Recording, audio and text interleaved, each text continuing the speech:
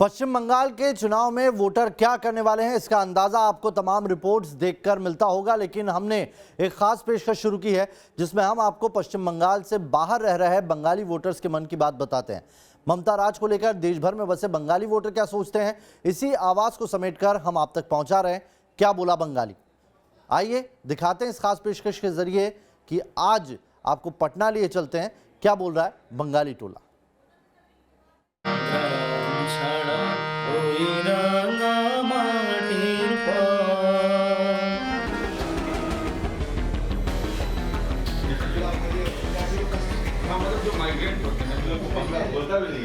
बिहार के कई इलाकों में बंगाल बसता है। खान पान, रहन सहन, भाषा बोली का एक कनेक्शन बंगाल से बाहर भी बंगालियों को जमीन से जोड़े रखता है। पटना में ऐसे ही बंगाली परिवार के बीच बंगाल की सियासत पर हमने रायशुमारी की।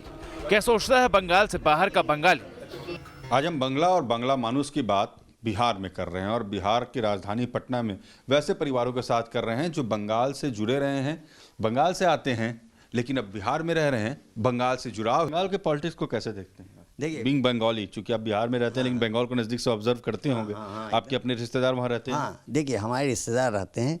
आज हर बंगाली उनसे परेशान है कि दीदी के चलते सारा लोग बोलते हैं कि भाई सेंट्रल का कोई भी लागू होता है नियम, कुछ भी उसको वहाँ लागू नहीं होने देते हैं।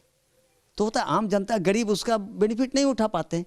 तो लोग तरसते हैं। मैंने हम लोग यहाँ रह के वहाँ के लोगों से, हमारे बहुत परिवार हैं वहाँ, सब बोलते हैं कि सब परेशान है।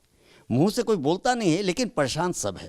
आपको लगता है being women chief minister Mamata Banerjee ने महिलाओं के लिए कुछ किया वहाँ? हमको तो नहीं लगा कि जितने वहाँ की लड़कियाँ या औरतें जितना मतलब फ्री हैं उस हिसाब से उन लोग को आज तक उतना अच्छा काम नहीं मिला।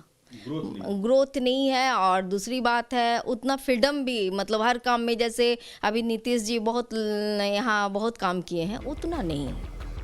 बिहार में करीब 8 लाख से ज्यादा बांग्ला भाषी लोग रहते हैं। इनमें से बड़ी तादाद में बेल्ट वोटर भी हैं। और सुनिए बंगाल के लोग ममता राज के बारे में क्या सोचते हैं। जब आप किसी बंगाली फैमिली में आते हैं तो उनका म्यूजिक से एक अद्भुत जुड़ाव होता है। वो देश के किसी भी कोने में रह रहे हों, परिवार वाले वहाँ रहते हैं। ममता बनर्जी वहाँ पर हैं, 10 साल हो जाएंगे।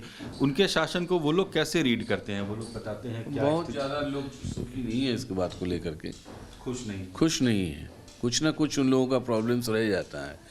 तो बात उभर की एक ही बात आती है, दीदी तो डुबा दिया हम लोगों को, बस यही बात सुनने को लिए आता है।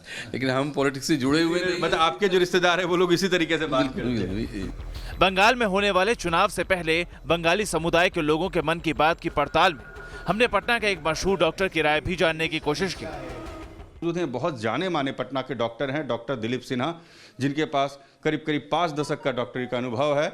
शुरू से ये बिहार में रहे और अब बिहार में जो बंगाली एसोसिएशन है उसके प्रेसिडेंट भी हैं।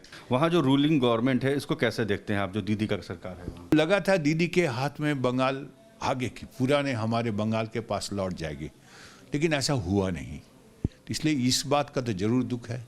तो दीदी को अगर हम लोग पहले 100 नंबर दिया करते थे तो आज दीदी का साथ में प्यार 50 के आसपास कहीं चलाया है। मतलब ये कि पटना में मौजूद बांग्ला भाषी समुदाय के लोगों के बीच ममता सरकार को लेकर जितनी उम्मीदें थी उतनी ही निराशा भी है।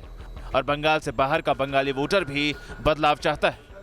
Rajnish Sinha, news nation, Patna.